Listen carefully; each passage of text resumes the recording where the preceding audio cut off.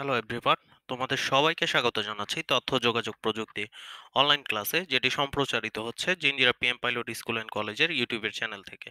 আশা করি তোমরা সবাই অনেক বেশি ভালো আছো, অনেক সুস্থ আছো। তো তোমাদের সবাইকে স্বাগত জানাচ্ছি আমার ক্লাসে।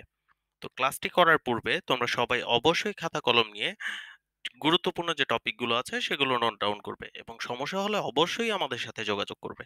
তো চলো আজকে শুরু করা যাক। প্রথমেই আমি যে বিষয়টি নিয়ে আলোচনা করব, তোমরা ছবিতে দেখতে পারতেছো যে তোমাদের যে একাদশ ও দ্বাদশ শ্রেণী তথ্য ও যোগাযোগ প্রযুক্তি বোর্ডের যে বইটি আছে, যেটি জাতীয় শিক্ষাক্রম ও পাঠ্যপুস্তক বই বাংলাদেশ এইবার পাবলিশ করেছে, সেই বইয়ের ছবিটি তোমরা দেখতে পারতেছো।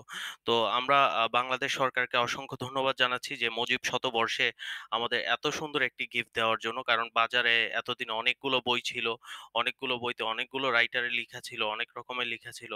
আমরা একটা দ্বিধাদ্বন্দ্বের মধ্যে থাকতাম যে আসলে কোন লেখাটা সহজ বা কোন লেখাটা আমরা রিসিভ করব। সো ওই প্রেক্ষির আলোকে বাংলাদেশ সরকারকে অসংখ্য ধন্যবাদ যে এই মুজিব শতবর্ষে আমাদের এত সুন্দর একটি গিফট দেওয়ার জন্য। এই বইটি যিনি সম্পাদনায় ছিলেন, আসলে তার কথা বলে শেষ করার মতো না। তিনি হচ্ছে sir doctor Mohammad Zafar Iqbal sir. তোমরা সবাই জাফর ইকবাল স্যারকে চিনো, বাংলাদেশের অন্যতম একজন ব্যক্তি। আসলে স্যারের কথা বলে শেষ করা যাবে না। তো স্যারকে অসংখ্য ধন্যবাদ এত সুন্দর একটি বই গিফট করার জন্য। পার্সোনালি আমার বইটি খুব ভালো লেগেছে। তোমরা বাজার থেকে বইটি কালেক্ট করে নিবে। আশা করি তোমাদেরও অনেক ভালো লাগবে। স্যার এই বইটি এত সহজ এবং সুন্দরভাবে তোমাদের কাছে উপস্থাপন করেছে যে জাস্ট অ্যামেজিং একটা বই। তো আশা করি ইন্টারমিডিয়েটে যে এই তথ্য যোগাযোগ প্রযুক্তি বই নিয়ে অনেক ভীতি ছিল, অনেক ধরনের প্রবলেম ছিল, টপিকস গুলাতে একটু ঝামেলা ছিল, জটিলতা ছিল। তো ওই জটিলতাগুলো আশা করি যে এই যে আমাদের বোর্ডের বইটা এসেছে সেই জায়গাতে অনেকটাই দূর হয়ে গিয়েছে। তো আশা করি তোমরা এতদিনে বইটা অবশ্যই কালেক্ট করে নিয়েছো। তো বইতে আসলে নতুনভাবে কিছু সংযোজন করা হয়নি, আরো বিয়োজন করা হয়েছে বই থেকে অনেক কিছুই।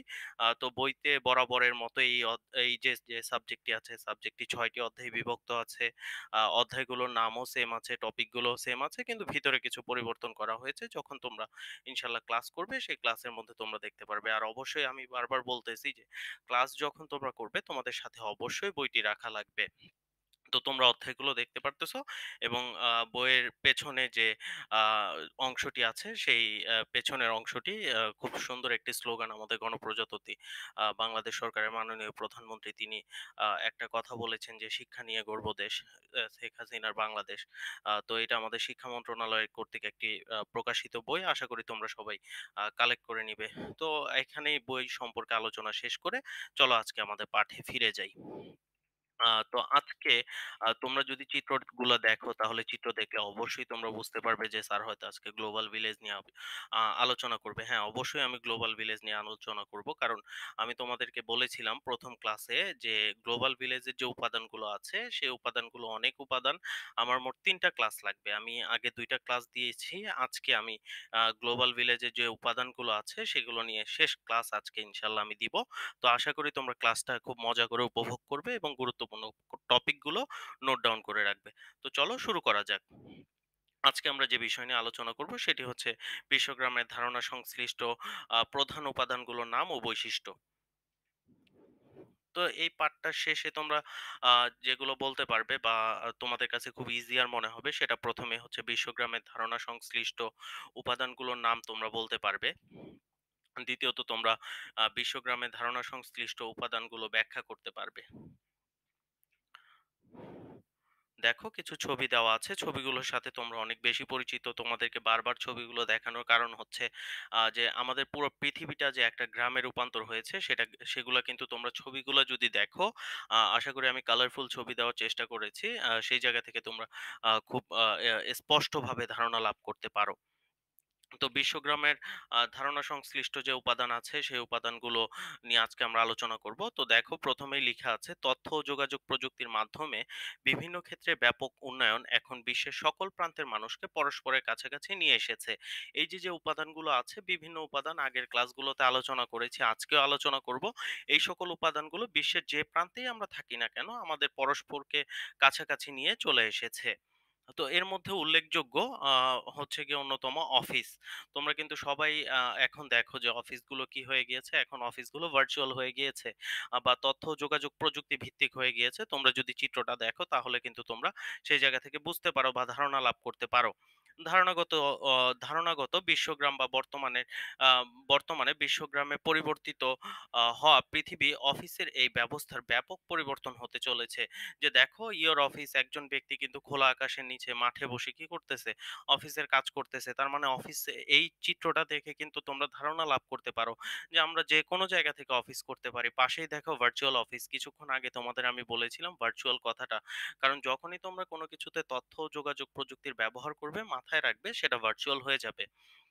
তারপরে দেখো এখন শুধু অফিস হওয়ার ফলে যে আমরা যারা চাকরিজীবী আছি তারাই সুবিধা গ্রহণ করতেছি বিষয়টা এমন না। আমরা চাকরিজীবী এবং যারা সেবা গ্রহীতা আছি, দ্যাট মিন্স আওয়ার ক্লায়েন্ট যারা আছে, তারাও কিন্তু একদিক থেকে সুবিধা গ্রহণ করতেছে। কেমন সুবিধা গ্রহণ করতেছে দেখো, তারা কিন্তু এক স্থান থেকে অন্য স্থানে ছুটতে হচ্ছে না বা ছুটে চলতে হচ্ছে না। যেমন তুমি কোনো একটা অফিস থেকে কাজ করা লাগবে, লাইক আমি ধরলাম যে ধরো তোমার ভোটার আইডি কার্ডই করা লাগবে। এই ভোটার আইডি কার্ড করার জন্য আগে কিন্তু আমরা কি করতাম? ইসলামিয়া টাওয়ারে যাওয়া লাগতো, তারপরে এপ্লাই করা লাগতো, ছবি তোলা লাগতো, সিগনেচার, অনেকগুলো ক্রাইটেরিয়া। তো হয়তো কেরানীগঞ্জ থেকে ইসলামিয়া টাওয়ার অনেক দূরে। হ্যাঁ? তো আমাদের অনেক সময় ব্যয় হবে। এখন কিন্তু আর আমাদের ন্যাশনাল আইডি কার্ড পাওয়ার জন্য আর সেই ইসলামিয়া টাওয়ারে যাওয়ার কোনো দরকার নেই। আমরা অনলাইনে বসে ইন্টারনেটের মাধ্যমে কিন্তু সেটার জন্য এপ্লাই করে আমরা অনলাইন থেকেই কালেক্ট করে নিতে পারতেছি। তার মানে আমরা চাকুরিজীবী এবং সেবা গ্রহীতা যারা আছি উভয় পক্ষই এই আইসিটি থেকে কি করতে পারতেছি? সুবিধা গ্রহণ করতে পারতেছি। যার ফলে আমাদের একটা ভার্চুয়াল এনভায়রনমেন্ট এ ক্রিয়েট হয়ে গিয়েছে। তারপর আরেকটা বিষয় দেখো, পৃথিবীর যেকোনো স্থানে বসেই আমরা অফিসের কার্যক্রম করতে পারতেছি। অফিসে কার্যক্রম করা যায় কিংবা সেবা গ্রহণ করা যায়। যে উদাহরণটা আমি তোমাদের কিছুক্ষণ আগে দিয়েছি, আশা করি উদাহরণ থেকে তোমরা এই কথাটা ক্লিয়ার হয়ে গিয়েছো। তারপরের টপিকটি দেখো, এখন কিন্তু অফিসের কোনো প্রয়োজন হচ্ছে না। ১ম ছবিটাতে যদি তোমরা একটু খেয়াল করো, একজন ব্যক্তি খোলা আকাশের নিচে মাঠে বসে কাজ করতেছে। তার মানে অফিসের জন্য প্রয়োজন হচ্ছে না স্থানীয় কোনো ঠিকানা বা স্থায়ী কোনো ঠিকানা বা কোনো অবকাঠামো। ঠিক আছে? এগুলোর কিন্তু কোনো প্রয়োজন হচ্ছে না। তুমি যে জায়গায় খুশি সেই জায়গায় বসেই তোমার অফিস কার্যক্রম পরিচালনা করতে পারো। তারপরে দেখো বদলে যাচ্ছে অফিসের ফাইলপত্র সংরক্ষণ। দেখো আগে যদি তোমরা কখনো ভূমি অফিসে যাও বা সরকারি কোনো ব্যাংকে যাও বা বিভিন্ন প্রতিষ্ঠানে যদি যাও, দেখতে পারবা যে তাদের ফাইলগুলো কিন্তু হাতে কলমে লিখা ছিল। অনেক ফাইল লিখা, তাকের উপরে অনেক ফাইল সাজানো। এখন কিন্তু আর আমাদের সেগুলো দরকার হয় না। কারণ কম্পিউটার চলে এসেছে। আমরা আমাদের ফাইলপত্রগুলা কম্পিউটারের মধ্যেই কি করতে পারতেছি? খুব ইজি প্রসিডিউর এ সংরক্ষণ করে রাখতে পারতেছি এবং জাস্ট একটা ক্লিকের মাধ্যমে আমরা আমাদের সংরক্ষিত তথ্যকে আবার ব্যবহার করতে পারতেছি। এরপরে দেখো দৈনন্দিন কাজ করার পদ্ধতিও কিন্তু চেঞ্জ হয়ে গিয়েছে। আগে যেমন ধরো যে ব্যাংকের কার্যক্রম বা বিভিন্ন অফিসের কার্যক্রম হাতে কলমে হতো। আর এখন আমরা সবগুলো কাজই কম্পিউটারাইজ করে ফেলেছি। সো এটা কিন্তু তথ্য ও যোগাযোগ প্রযুক্তির বিশাল একটা অবদান। তারপরে দেখো যে সকল ব্যবস্থা ধারণাগত বিশ্বগ্রামের অফিস ব্যবস্থাকে বদলে দিয়েছে, যে এই যে অফিস ব্যবস্থাপনাটাকে বদলে দিয়েছে, কি উপাদান বদলে দিয়েছে?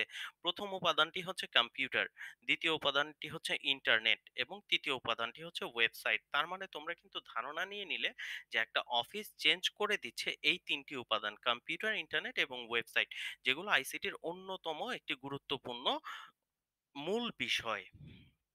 এখন দেখো যে আমাদের এই তথ্য ও যোগাযোগ প্রযুক্তির ফলে কিন্তু একটা বাসস্থান, দ্যাট মিন্স আমাদের বাসা বাড়িরও ব্যাপক উন্নয়ন হয়েছে। এখন তোমরা ঘরে বাড়িতে দেখবা যে ক্লোজ সার্কিট ক্যামেরা আছে, টেলিভিশন আছে, কম্পিউটার আছে, ওয়াইফাই আছে। ইভেন তো এখন তালাটাও কিন্তু ডিজিটাল হয়ে গিয়েছে, যে ফিঙ্গারপ্রিন্ট দিয়ে, আগে তালা খোলার জন্য আমরা চাবি ব্যবহার করতাম, এখন তালা খোলার জন্য আমরা ফিঙ্গারপ্রিন্ট ব্যবহার করতেছি। তাই না? বৈদ্যুতিক লাইট আমরা ব্যবহার করতেছি এবং শুধু বৈদ্যুতিক লাইট বা ফ্যান না, এগুলো এখন ওয়াইফাই বেজ হয়ে গিয়েছে। তোমরা কিন্তু এগুলোতে অনেক বেশি, এখন আমার চাইতে বেশি স্মার্ট। তোমরা স্মার্টলি ইউজ করতে পারো তোমরা। কারণ তোমরা কিন্তু বর্তমান ডিজিটাল জেনারেশনের ছেলে মেয়ে, তাই না? তো বিষয়টা হচ্ছে এমন যে আমরা মানুষরা যেখানে বাস করি সেটি হচ্ছে আমাদের বাসস্থান। এখন গতানুগতিক এই ধারণা অনেকটাই বদলে যাচ্ছে, তাই না? আচ্ছা, আধুনিক ইন্টারনেটের যুগে মানুষ এই এক দেশে বসে অন্য দেশে ভার্চুয়াল বিচরণ বা বসবাস করতে পারে। বিষয়টা হচ্ছে ধরো তুমি বাংলাদেশে আছো, তোমার রুমটাকে পুরো ওয়াইফাই বেস করে ফেললা বা তোমার রুমের মধ্যে একটা কি করলা, বিশাল মনিটর দিয়ে দিলা। সেই মনিটরের মধ্যে তুমি ধরো আমেরিকাতে লাইভে চলে গেলা, অস্ট্রেলিয়াতে চলে গেলা, সিডনি অপেরা হাউস তুমি দেখতে পারতেছো। তো সিডনির অপেরা হাউসটাকে তুমি লাইভে দিয়ে দিলা। তাইলে কিন্তু মনে হচ্ছে যে আমি হয়তো সিডনির অপেরা হাউসটা ঘরে বসেই অনুভব করতে পারতেছি। বিষয়টা এই জায়গাতেই বোঝানো হয়েছে। তো এর ফলে আমাদের কি হচ্ছে, আমরা এক দেশে থেকে আরেক দেশে খুব ইজিলি বিচরণ করতে পারতেছি ভিডিও চ্যাটিং এর মাধ্যমে। উভয় প্রান্তের লোকগুলো একে অপরের সামনাসামনি দেখছেন। দেখো এখন কিন্তু বিষয়টা কেমন হয়ে গিয়েছে যে এই লকডাউন থাকার ফলে আমাদের বিয়ে বাড়িতে অনেকগুলো ফাংশন চলে, রাইট? তো এই ফাংশন গুলা দেখা যায় অনেকে আমরা অ্যাটেন্ড করতে পারি না। আমরা কিন্তু সেগুলা কি করি, বা ধরো যে আমার কেউ বিদেশে থাকে, সে আসতে পারতেছে না। এখন তাকে কিন্তু আমি ভিডিও কলের মাধ্যমে এই সম্পূর্ণ অনুষ্ঠানটি উপভোগ করাতে পারছি, তাই না? বিষয়টা হচ্ছে এমন। তো সে কিন্তু বিদেশে থেকেও তার দেশে থাকার বা তার ঘরে থাকার একটা অনুভূতি সে অনুভব করতে পারতেছে। ওকে। তো দেখো সকলেই এখন হয়ে উঠেছে ইন্টারনেট অধিবাসী বা নেটিজেন। এই বিষয়টা কিন্তু তোমরা মাথায় রাখবে যে যখন আমরা ইন্টারনেট ব্যবহার করব, তখন আমরা একটা ইন্টারনেট অধিবাসী, এবং এই ইন্টারনেট অধিবাসীকে বলা হয় নেটিজেন। তো এই যে যে বাসস্থানের কথাটা আমি বললাম, তোমরা একটু নোট ডাউন করে রাখবে আমার কথাটি, যে তথ্য যোগাযোগ প্রযুক্তি ভিত্তিক বসবাসযোগ্য স্থানকে, আমি আবার বলতেছি, তথ্য ও যোগাযোগ প্রযুক্তি ভিত্তিক বসবাসযোগ্য স্থানকে স্মার্ট হোম বলা হয়। তোমাদের কিন্তু নাম্বার প্রশ্নে অনেক বেশি এই প্রশ্নটা চলে আসে যে স্মার্ট হোম কি। এই যে যে সম্পূর্ণ কার্যক্রমটি আছে, তোমরা কিন্তু চাইলে এইটাকে স্মার্ট হোমও বলতে পারো, যে তথ্য ও যোগাযোগ প্রযুক্তি ব্যবহার করে যে বাসস্থান তৈরি করি তাকেই বলা হয় কি স্মার্ট হোম। চলো তারপরে আমরা চলে যাই বিশ্বগ্রামের আরেকটি গুরুত্বপূর্ণ উপাদান, যেটি হচ্ছে ব্যবসা বাণিজ্য। দেখো একটা লোক, ঠিক আছে? তোমরা কিন্তু এখন এই সকল ছবিগুলোর সাথে পরিচিত না। সো আমি চেষ্টা করেছি আমার যে স্লাইড গুলো আছে এগুলোর মধ্যে একটু রেয়ার কিছু ছবি দেওয়ার জন্য। ঠিক আছে? আমরা ছোটবেলায় এইরকম লোকজনদেরকে আসতে দেখতাম। তারা বিভিন্ন সাউন্ডে, হ্যাঁ, বিভিন্ন সাউন্ড করে, বিভিন্ন অঙ্গভঙ্গি করে ক্রেতাকে আকৃষ্ট করার চেষ্টা করত। ঠিক আছে? তোমরা কিন্তু এখন এইগুলোর সাথে অনেকটা পরিচিত না, তোমরা অনেকটা আননোন। সো ছবি থেকে তোমরা ওইরকম একটা ফিল নিতে পারবে আশা করি। তো দেখো ব্যবসা বাণিজ্য, হ্যাঁ, ধারণাগত বিশ্বগ্রাম বা আমাদের বিশ্বগ্রাম পরিবর্তিত পৃথিবীতে ব্যবসা বাণিজ্যের এই ধারণার বা পরিবর্তনে ব্যাপক পরিবর্তন এনেছে। যে কথাটা তোমাদের একটু আগে বললাম, যে যে চিত্রটা আমি দিয়েছি, এই চিত্রটার সাথে বা এই রকম ব্যক্তির সাথে তোমরা পরিচিত না, কারণ তোমরা এরকম ব্যক্তি এখন আর দেখো না, যাদেরকে আমরা বলি street hawker. So street hawker কিন্তু এখন ও এক রকমের চলেই গিয়েছে। হ্যাঁ, সো এই যে যে চলে গিয়েছে, এখন তোমরা অনলাইন ভিত্তিক হয়ে গিয়েছো। তোমরা কিন্তু ফেসবুকে গেলে, ইউটিউবে গেলে, there was a lot of online shops। তোমরা অনলাইন থেকে ইভেন তো তোমরা এখন খাবারও অনলাইনে অর্ডার করতেছো, তাই না? এখন খাবার আনার জন্য আমাদের রেস্টুরেন্টে যাওয়া লাগতেছে না। তো সবকিছু এই যে যে ব্যবসা বাণিজ্য যা কিছু আছে, এটার একটা ব্যাপক পরিবর্তন হয়েছে এই ইন্টারনেটের ফলে। দেখো একটা, ওই যে আমি বলেছি যে আমি কিছু রেয়ার ছবি দেওয়ার চেষ্টা করেছি ক্রেতা বিক্রেতা পণ্য ক্রয়ের জন্য। এখন এক জায়গা থেকে অন্য জায়গাতে যাওয়ার কোনো প্রয়োজন নেই। যেমন এখন ঘরের বাজার, আমরা যে দৈনন্দিন বাজার করবো, এটার জন্য বাজারেও যাওয়ার দরকার নেই। বাজার আমাদের ঘরে চলে আসে। এটার জন্য বিভিন্ন ওয়েবসাইট আছে যেগুলো তোমরা আমার চাইতে বেটার জানো। দেখো এক গ্রাম থেকে অন্য গ্রামে যাওয়া হচ্ছে না, হ্যাঁ? কিংবা এক দেশ থেকে অন্য দেশেও যাওয়া হচ্ছে না। কিসের জন্য? ব্যবসা বাণিজ্যের জন্য। তাই না? এই যে সবগুলো পরিবর্তন হয়েছে, এগুলো কার ফলে সম্ভব হয়েছে? এক নাম্বার, মোবাইল ফোনের মাধ্যমে ক্রেতা বিক্রেতা উভয় পণ্যের বাজার সম্পর্কে খোঁজ খবর নিতে পারছে। তাই না? ওকে, এইচটিটিপি ডাব্লিউডাব্লিউডাব্লিউ পণ্য উৎপাদনকারী বা সেবা দানকারী ওয়েবসাইটের মাধ্যমে সকল পণ্য বা সেবার বিবরণ ছড়িয়ে দিতে পারতেছে, যেটা একটু আগে তোমাদের আমি বললাম যে অনলাইনের মাধ্যমে তোমরা এখন গুগলে যাও, ইউটিউবে যাও, ফেসবুকে যাও, যে কোনো সাইটে যাও না কেন, তোমরা একটু হলেও অনলাইন অ্যাডভার্টাইজ দেখতে পারো আশা করি। সো পণ্য উৎপাদনকারী এবং সেবাদানকারী ওয়েবসাইটের মাধ্যমে সকল তথ্যের খবর জেনে নিচ্ছে। ক্রেতা বা ভোক্তা পণ্য বা সেবা পছন্দ করে অর্ডার দিতে পারেন, যেটা আমরা তোমাকে বলেছি যে ক্লিক টু অর্ডার অনলাইন, যে তোমরা এখন অনলাইন বেজ হয়ে গিয়েছো, কারণ স্ট্রিট হকারের সাথে তোমরা অনেক বেশি এখন পরিচিত না। ওকে, মূল্য পরিশোধ করে দিতে পারো অনলাইনের মাধ্যমে। তোমাদের কাছে বিকাশ আছে, বিকাশের মতো আরো অন্যান্য অ্যাপস আছে, বা অনলাইনে ক্রেডিট কার্ড আছে, ডেবিট কার্ড আছে, এগুলোর মাধ্যমে তোমরা কি করে দিচ্ছ, অনলাইনে পেমেন্ট করে দিচ্ছ, যার জন্য কি করা লাগতেছে না, তোমাদের ক্যাশ টাকার লেনদেনও করা লাগতেছে না। তাই না? ওকে, ব্যবসা-বাণিজ্যে ব্যাপক একটা পরিবর্তন ঘটেছে। কিসের ফলে? তথ্য ও যোগাযোগ প্রযুক্তির ফলে। এরপরে দেখো অন্যতম আরেকটি উপাদান হচ্ছে বিনোদন ও সামাজিক যোগাযোগ। তো বিনোদন ও সামাজিক যোগাযোগ যদি তোমরা দেখো এন্টারটেইনমেন্ট দেখলেই তোমরা বুঝো একটু আ আ আ যে মুভি, তারপরে বিভিন্ন গান, তারপরে যা কিছুই বলো না কেন, হ্যাঁ? এন্টারটেইনমেন্ট দিয়ে আমরা যা কিছু বুঝি আরকি। তো এই এন্টারটেইনমেন্টেরও ব্যাপক পরিবর্তন হয়েছে।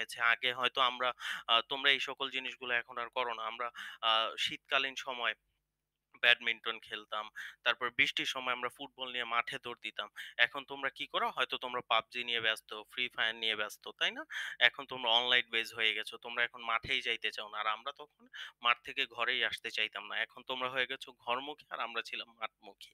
তো এই যে ব্যাপক একটা পরিবর্তন সাধন হয়েছে, সেটা কিন্তু ইন্টারনেটের ফলেই সম্ভব হয়েছে। একটা সময় মানুষের বিনোদনের প্রধান অবলম্বন ছিল স্থানীয় কিছু খেলাধুলা, যেটা তোমাদের একটু আগে আমি বললাম। তারপরে হচ্ছে গিয়ে বিভিন্ন রকম গান বাজনা। যে আমরা স্কুল কলেজের মধ্যে আমাদের নিজস্ব স্কুলের গান ছিল, আমাদের নিজস্ব কলেজের গান ছিল। সেগুলো আমরা করতাম। আর এখন তোমরা কিন্তু ওয়েস্টার্ন গান, তারপরে হচ্ছে গিয়ে বিভিন্ন দেশের বিভিন্ন সিঙ্গারের গানের প্রতি অনেক বেশি আসক্ত হয়ে গিয়েছো, তাই না? ওকে। এ সকল অনুষ্ঠান অঞ্চল ভেদে ভিন্ন রকম হতে পারত। যে আগে দেখতাম যে বিভিন্ন অঞ্চলে বিভিন্ন ধরনের সংস্কৃতি ছিল, একটা কালচার ছিল, একটা অনুষ্ঠান ছিল। যেটা এখন কিন্তু আমরা আর দেখি না। হ্যাঁ? এই যে ব্যাপক একটা পরিবর্তন হয়েছে বিনোদনের, সেটা কিন্তু ইন্টারনেটের ফলে বা তথ্য যোগাযোগ প্রযুক্তির ফলেই হয়েছে। এখন তোমরা এই যে এন্টারটেইনমেন্ট গুলো আছে, এন্টারটেইনমেন্ট গুলো কিসের মাধ্যমে নিচ্ছ?